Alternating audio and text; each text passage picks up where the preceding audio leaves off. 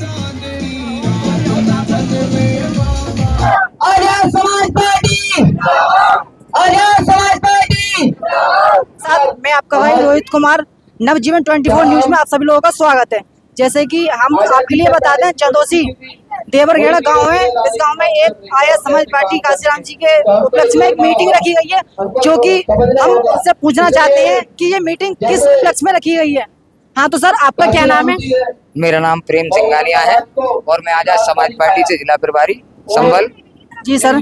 Sir आपका क्या नाम है? शहजाद खान नाम है मेरा, जिला अध्यक्ष आजाद समाज पार्टी से हूँ मैं, संभल। Okay sir.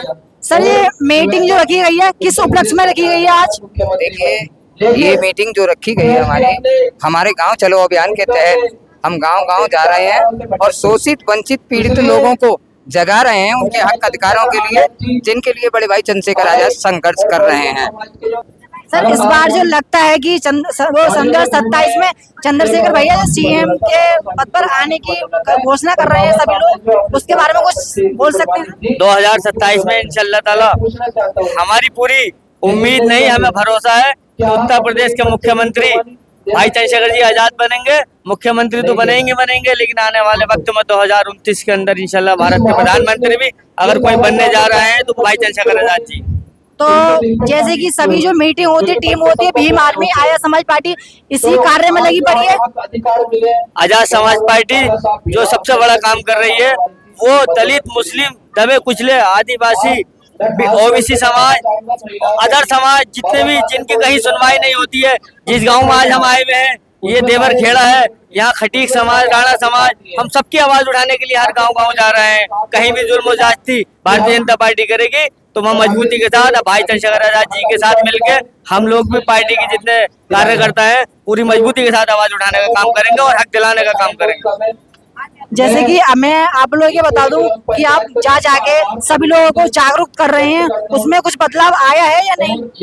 देखिए, आप लोगों को भी देख रहा होगा कि जो व्यक्ति एक छोटे से घर से निकलकर उसने अपने दम पर आज पूरे भारत में अपना नाम खड़ा कर रखा है, और आप कह रहे हैं कि कोई जानता है?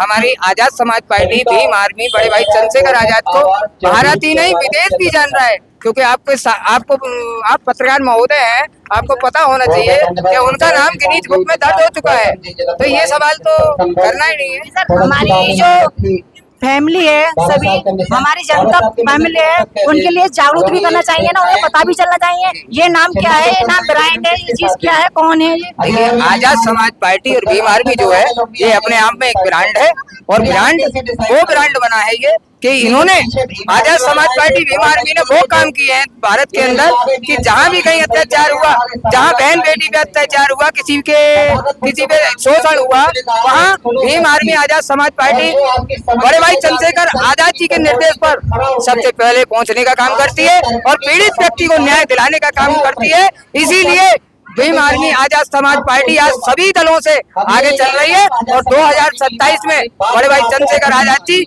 उत्तर प्रदेश के मुख्यमंत्री बनने वाले हैं, कोई रोकने वाला नहीं है। जी सर। सर मैं एक चीज और जानने के लिए कह रहा हूँ सर जी, आया समाज पार्टी काशीराम और भीम आर्मी अलग अलग है क्या, एक ही चीज है? आजाद समाज पार्टी की अगर रील की हड्डी कोई है तो वो हमारी जो संगठन है भीम आर्मी, वह हमारी पार्टी की रील की हड्डी है। हाँ तो सर जो कि भीम आर्मी कार्य कर रही है अपनी, वो कैसा कार्य कर रहे हैं?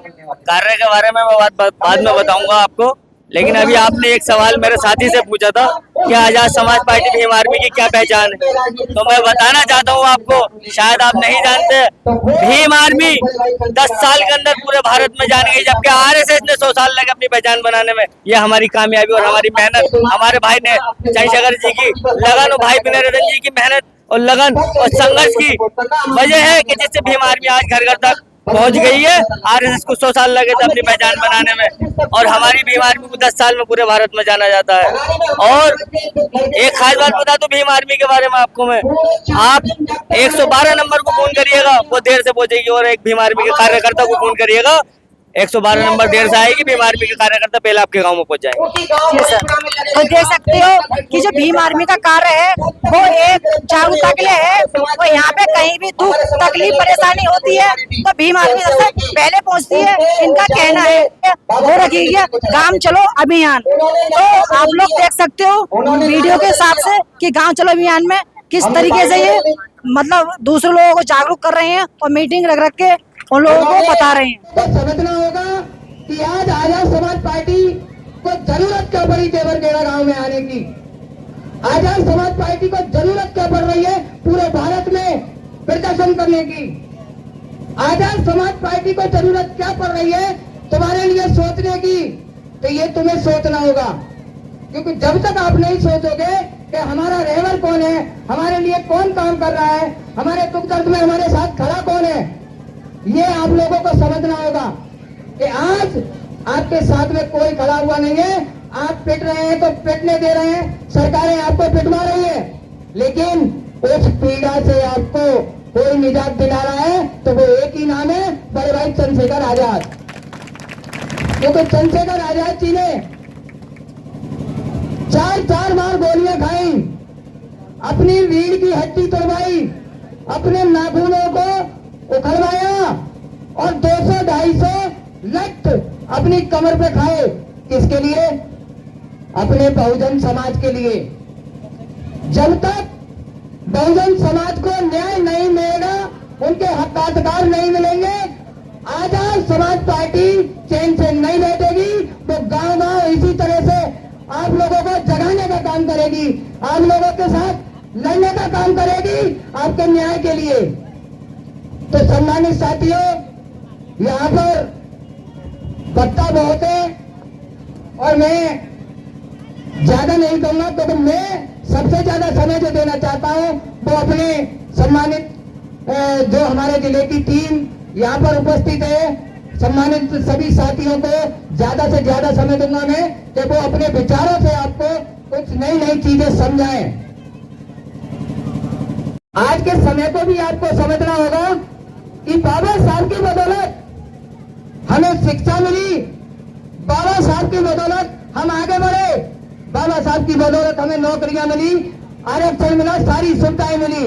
लेकिन बाबा साहब ने जब आपको नौकरी दे दी तो आपका कुछ इस तरह से मिजाज बदला। ये मैं एक शेर के माध्यम से बताना चाहता हूं कि अदाएं दिखाकर किया दिल को जख्मी, अदाएं दिखाकर किया दिल को जख्मी, निगाहें चुराकर सितम ढा रहे हो। अरे बाबा साहब को क्या खूब बदला दिया है, उनके रास्ते से हटकर अलग जा रहे हो।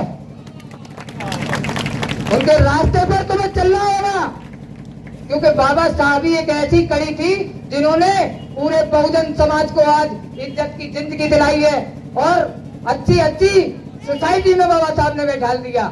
तो सम्मानित साथियों, मैं आप बहुजन हैं, आपके लिए एक शेर और पेश करता हूं कि ये बहुजन किसी काम से नहीं डरता, ये बहुजन किसी काम से नहीं डरता, मनवादियों के नाम से नहीं डरता। ये बहुजन किसी काम से नहीं डरता, मनवादियों के नाम से नहीं डरता। अरे बहुजनों के दुश्मनों से ये कह दो, बहुजनों के दुश्मनों से ये कह दो कि ये बहुजन समाज अंजाम से नहीं डरता। तो सम्मानित साथियों, एक अंतिम शेर मैं और पेश करूंगा, उसके बाद मैं अपने सम्मानित साथियों को मौका दूंगा कि आंधियां यूं गम की चलेंगी, आंधियां यूं गम की चलेंगी तो समझ जाऊंगा मैं, आंधियां यूं गम की चलेंगी तो समझ जाऊंगा मैं। अरे तेरी वो जुल्फ नहीं है जो बिखर जाऊंगा मैं। अरे मुझसे मत पूछ कि ऐ साथी तुमसे बिछड़ कर कहा जाऊंगा मैं। अरे मैं तो दरिया हूं, बाबा साहब के समंदर में समा जाऊंगा। तो मैं इसी के साथ अपनी वाणी को विराम देता हूं। जय भीम, नमो बुद्धाय। तो हमारे चैनल बने रहने के लिए हमारे चैनल को सब्सक्राइब कर लीजिए, बेल आइकन दबाना ना भूलें।